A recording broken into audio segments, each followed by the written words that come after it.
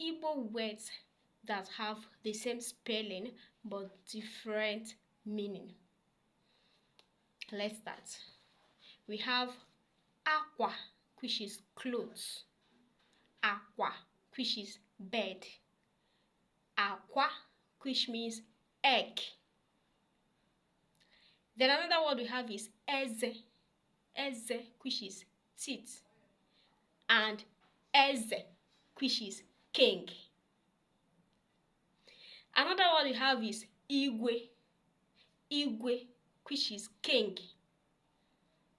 Igwe, which is iron. Igwe, iron. Igwe, crowd.